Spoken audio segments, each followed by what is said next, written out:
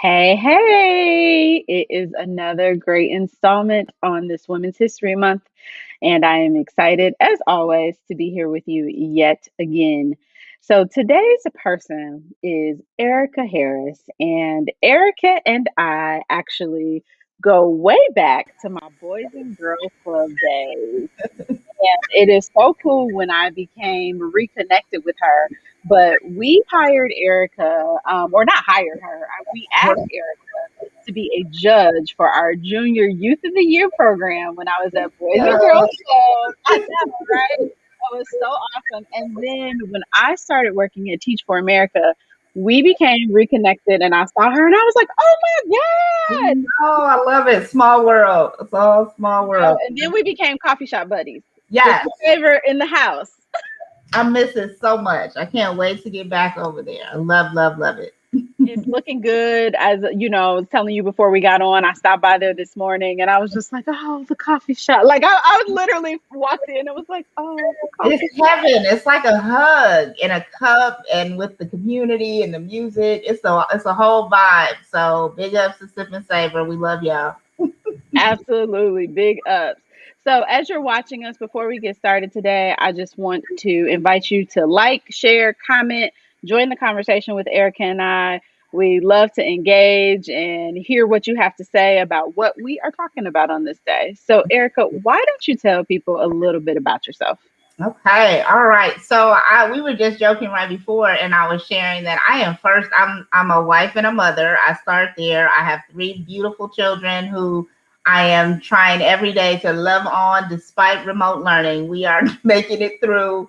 I am here in Chicago, but professionally, in addition to being wife, mother, friend, all of the things. I am a purpose and career coach in my company called Purposeful Seed, and I help people figure out more about who they are and what who they are at their core. I will say, not just what they do, and then we align that with their career path. So that's what I do in my life. And you and I have so much in common. I have to say, Elle, that I admire you on so many different levels, sis, because in addition to like the obstacles that you turned into opportunity in your personal life, I love watching you mother. I really do. Like Oh, your baby girl is so sweet. We were just talking about the butterfly. And I see her in I see you in her. And as you mother, it is really a blessing to watch. So thank you for sharing that. oh, thank As you. a fellow mother, like I feel that very deeply, how the relationship that you're building with her. So I needed. Oh, that makes me feel, listen, I have to receive and accept that acknowledgement and say thank you because and I'm sure I've posted about this before, but that is one of my greatest struggles, honestly, Mhm. is wondering like how am I parenting? And none of us get it Yeah, right, right? Like there's no rule book right. because our kids are all so very different. Mhm. But I struggle with that. Yeah. I'm like, am I parenting right? Am I gonna mess the child up? What am I No, doing? right. Like I do not want to be that mom that you have to talk about later in your life and have to. You're right. You in your therapy session, like my mama said, or my Right. mama did. Right, right. But I heard my friend who Lavelle Smith Hall, who's chief mom of Mom Logics, and I know you're a Hmm. community person in that mother Black mother group. She said, I mothering right is the thing that we do. No matter what our kids are, like we mother the same, but we parent different based on who the Mm. kid is in front of us. And that just really sat well with me because I have a high schooler, a middle schooler, an elementary school child, and they are all so different, but I get joy of finding, like when I feel like I see an example of of parenting that really like gives me a good like model. I like to Hmm. watch it because there is no playbook to this thing. We're all No, figuring it not at out. all. So I applaud you, sis. You're doing a lot, but you're doing great with her, and she's gonna show the world all of that as she gets older. So Girl, I can't wait to see who she is. I can't yeah, wait to see the force that she is going to be. So, thank you again for that. I really appreciate that.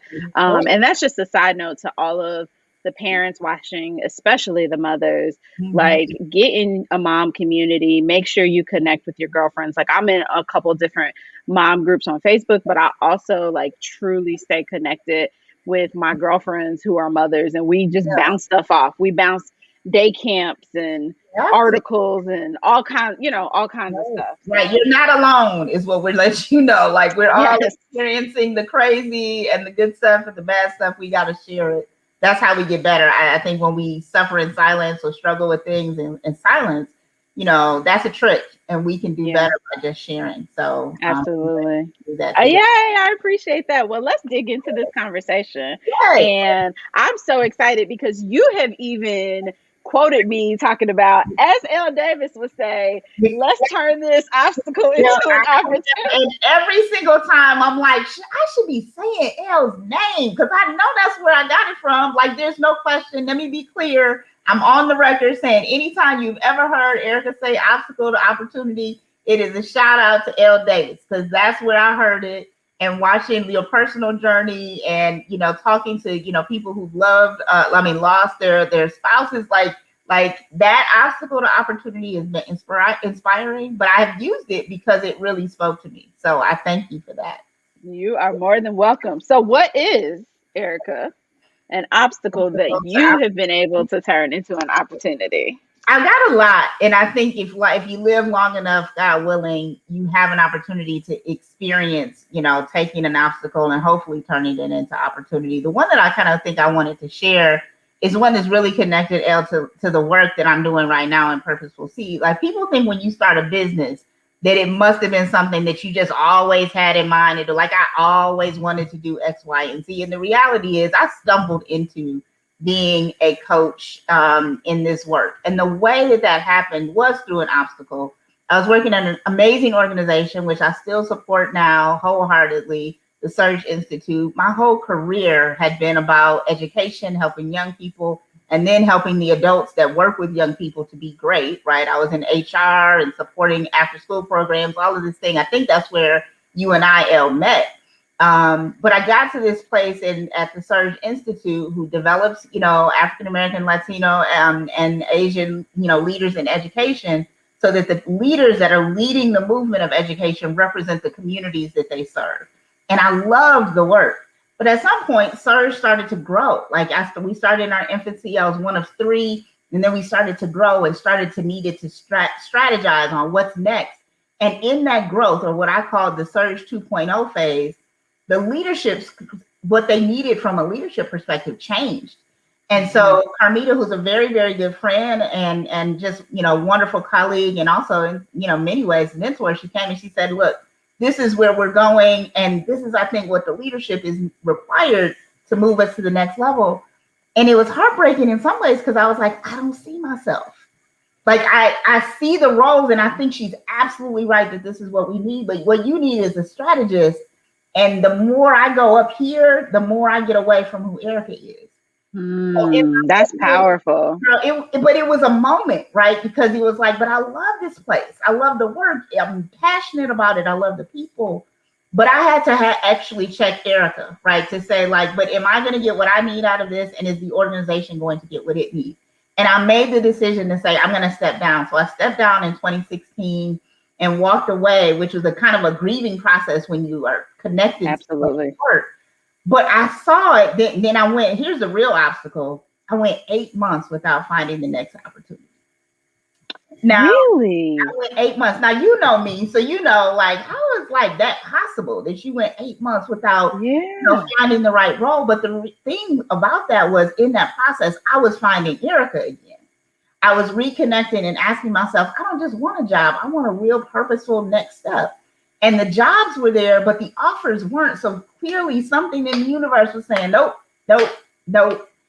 And during this 8-month time, I found myself meeting with people and just, informational interviews, or, hey, I heard about this job, let's talk about it. But at the end, I'm coaching them because I'm talking to them. And then one of these, who was a kind of like mentee to me, said, Erica, people are paying you for this, girl. You people are paying you for that. I can't believe you just gave me all this free advice for an hour.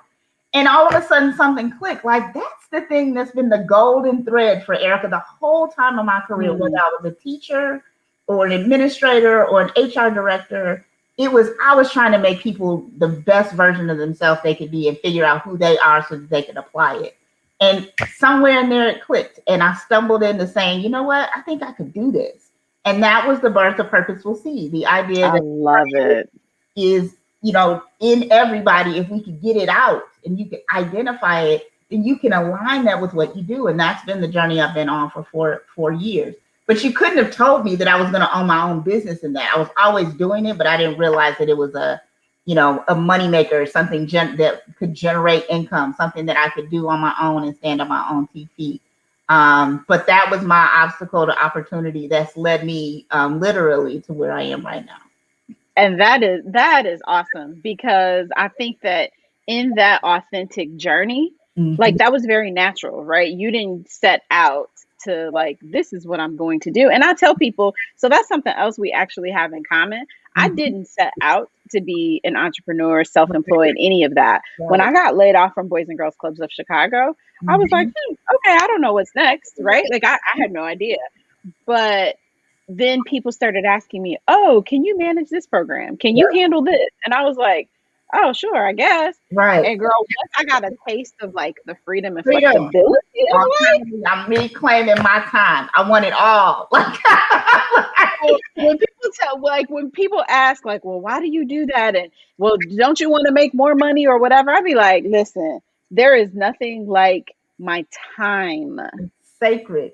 Nothing like my time. The fact that I get to choose when I work. And so if I choose to work from midnight to 4 a.m., that's on me. That's on me. That's right. That's right. And I think that, that mentality is once that clicks, it is very hard to revert. I mean, and even when I started the business, I was still kind of tinkering around with like, well, maybe I'll find a job but then once you get that in your spirit and you realize, no, I can actually do this. I can do this on my own. And like you, people were coming to me with stuff. And I was like, people see things in me that I don't even quite see in myself. And then once I saw it, it was like, okay, this is a thing. I can do this. Yeah.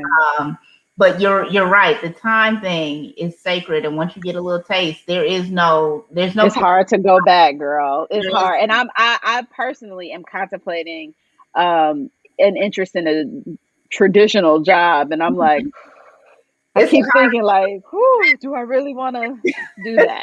Right. We'll see. I keep y'all posted on that. Right. Because there are places where I'm like, well, as long as I can make space for what it is that I still want to do, there might be some space for, for full-time work. But I think for the most part, owning your time is something that's very, very hard to let go. Yeah, absolutely. So you sit here and you talk about 8 months where you did not work, you did not find the next opportunity. You were really in this space of figuring it out. So that is a space of needing to be resilient, right? Because it's like your husband, your kids are like, what's going on? So how are you intentional about being resilient? Yeah, I think, and you know this about me, all of mine starts with my faith, right? Like I am unapologetically, a woman of faith, a Christian woman. Like that's where it all starts for me. Is just understanding that, like, wherever I am, I believe that there's a higher power that's going to lead me to wherever it is that I'm supposed to be. And so as those doors were closing, I think I just was reminding myself, there's a reason for this. These doors aren't closing because I'm not qualified. Although you find yourself sometimes kind of with the imposter, like questioning yourself a bit, right? Absolutely. But I realized that I wasn't closing the door. The doors weren't closing because of me. They were closing because there was something else that I was being led to. So the resilience came with understanding that on the other side of this, there's something better. And so I think that's a gift that I've always just kind of had, also about my breast cancer journey last year. Although I love my little short haircut and I don't think I'm ever going back. This was not the plan either, right? I have it this way because it's just starting to grow back from my journey last year, battling stage 3 breast cancer. And even in that journey, the resilience came from just believe it. Like I'm a believer, believers believe, and belief is an action word. Like it was just that. And it wasn't something you could just say, it was something you had to do. So I think in both cases, being out of work for eight months, only by God's grace did we, my husband and I were able to figure it out and make it work. But then on the other side of that, I experienced the joy and the fulfillment of fulfillment, right? Of feeling like, no, I feel better. as much as I love Surge, I felt better in control of my own destiny, right? And now, full circle, if I go back to that 8 months that I spent then starting my own business, now I'm an executive coach for Surge, right? So Come on with it. Yes. that thing, pull it all the way back around and let you be you authentically, walk in your, your greatness and your brilliance, and still do the thing that was really calling you to that work in the first place. Like that is a great reminder of resilience paying off, right? Trust the process. And Trust the process trust and the the process. journey, no matter what it is. Absolutely. Absolutely. Yes. And I love that because, again, another connection. I keep finding all these connections with us because I've only worked for 3 organizations. Uh-huh. Each organization I've worked for has also been my client. Mm-hmm. Watch. So it's like, right. keep the relationships with people because you never know how that's going to benefit you later. I mean, absolutely. I could say that about Teach for America. That's where I started my career. They're one of my larger clients. Like, all of these things have come full circle for sure. And I just feel like it is you trusting yourself, trusting the process, trusting that you have everything that you need to make it through, that you're not in this place just because. It's going to teach you something. And if you can give yourself permission to learn the lesson, you'll be better for it. I love that. That is so awesome. So you mentioned Carmita, which I don't know her personally, but I've heard so many good things about her. And I'm sure there's you mentioned Lavelle, there's some other women, but who is a woman that you really admire and why? Yeah.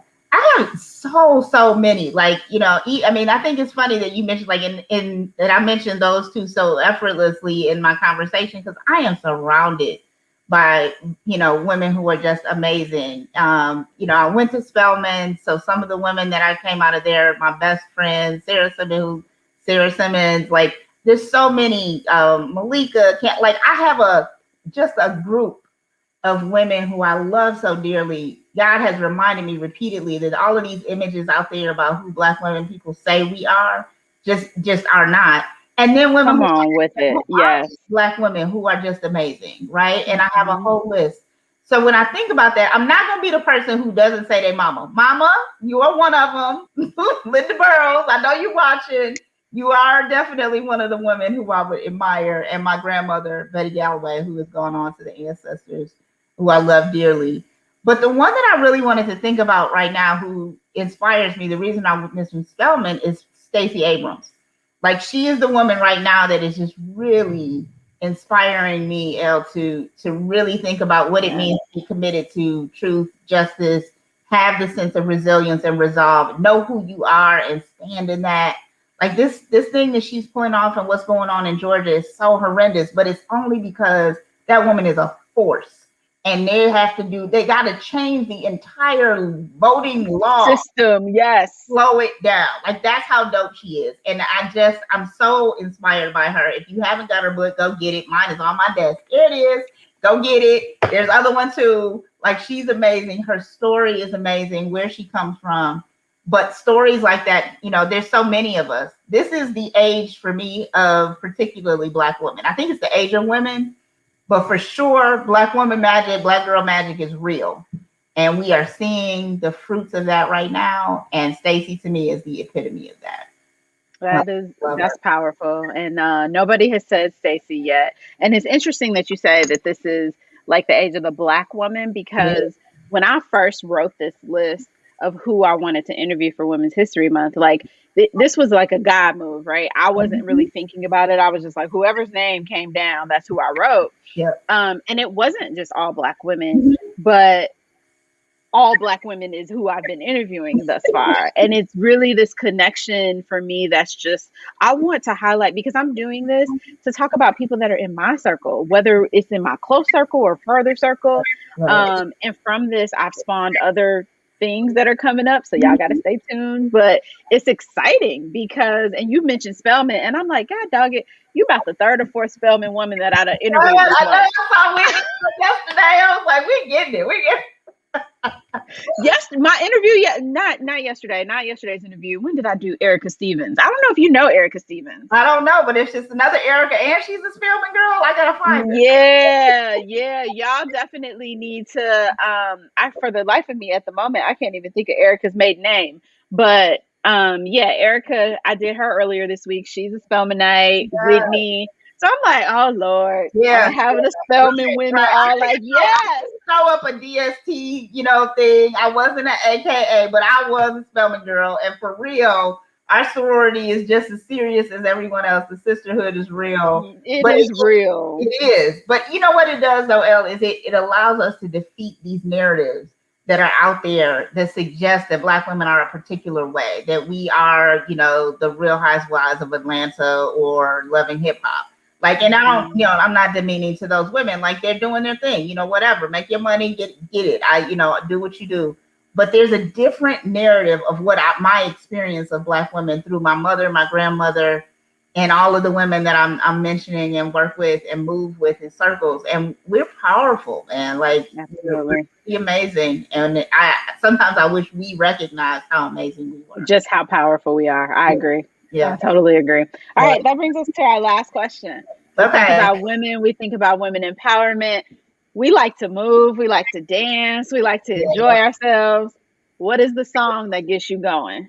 This is hard because I'm such a music fan. Like, I want to say shout out to Aretha Franklin, because anything she does is a woman empowerment song. It doesn't matter if it's singing about love or singing about RESPECT. So shout out to her, who her heavenly birthday. Her birthday was yesterday. But the one that I picked, my go-to if I'm feeling down, is Golden by Jill Scott. Yes, that's mine. I love it. Love it. See, we're just kindred spirits. I love it. That song does something to me. Sometimes it's just like it'll pick you up on a cloudy day, or it'll pick you up on a sunny day. You got to roll down the windows, and there's a vibe to it. But there's a line in it, because it's about like just like life being so represent yourself, yeah, and just walking in that, right? And for me, last year going through the breast cancer thing, that song, there was something else to it, because it was a real realization as you're fighting for your life. Life is precious. You don't have to have it. Take every day and appreciate it. And there's a line in it that says, I'm probably gonna cry when I say it, and I'm not even a crier, but it says, representing his glory, hope he's proud of me.